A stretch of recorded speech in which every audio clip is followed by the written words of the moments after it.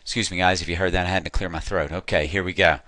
Now, example 2 says, find the slope of the line shown. And I've got 2 of them drawn up here. And we're going to do this in a couple of ways. The first way, I'm just going to draw it, right? So if I start at this point, I'm looking at A, and if I start at the point 1, 2, I'm right here.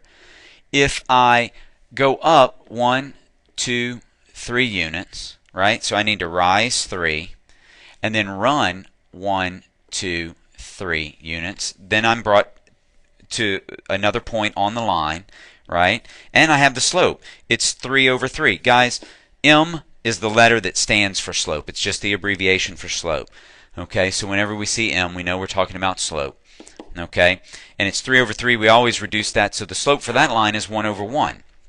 Okay, now I'm going to come back to A in just a second, but let's look at B for a moment. All right, for this one, you may say to yourself, well, Mr. Cortez, which one of these lines should I start with? It doesn't really matter. Oh, I need to close my parentheses there. There we go. It doesn't really matter, right? I can go up and then back, or down and then forward. I always like to go from left to right because we read from left to right.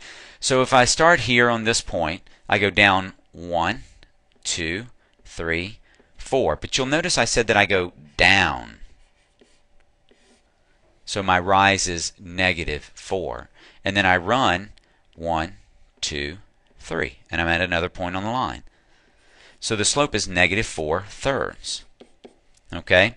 Now remember I told you from the introduction, this line, when I look at it, I say that line, reading it from left to right, has a negative slope. The number representing its slope is negative. That's where it comes from.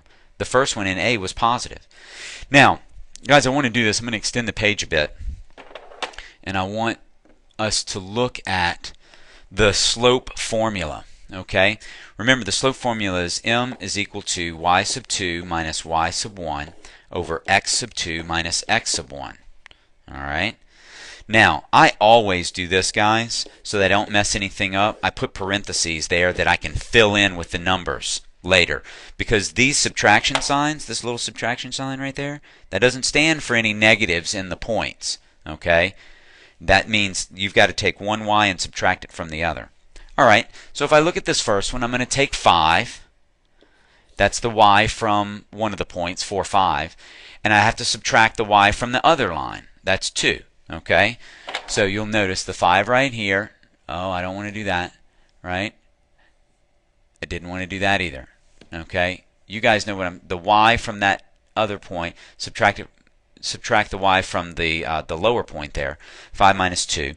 Okay, and then on the bottom, that's the x's. So I need to go in the same order. I need to do 4 minus 1. And you'll see that 5 minus 2 is 3, and 4 minus 1 is 3, and that gives me 1 over 1. Okay? Let's look at this one here to the right. Alright? I'm going to use the same formula, and guys, I always write this. This is what helps me, a 43-year-old, remember this stuff. Okay? I write it every time, and so should you. Okay, I'm going to put my parentheses in there, and I'm going to fill it in with the numbers that I need. Okay, so I'm going to do 1 minus -3, right? Y minus y, and then 0 minus 3, x minus x. All right, and that's going to give me, 1 minus a negative is the same thing as plus a positive. So that's going to give me 4 over 0 minus 3 is -3.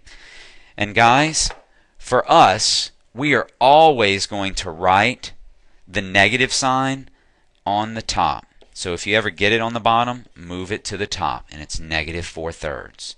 Okay? So I didn't really even need the graph. I could just use the coordinates from the points to find the slope. Okay? I got the same thing. Good job, guys.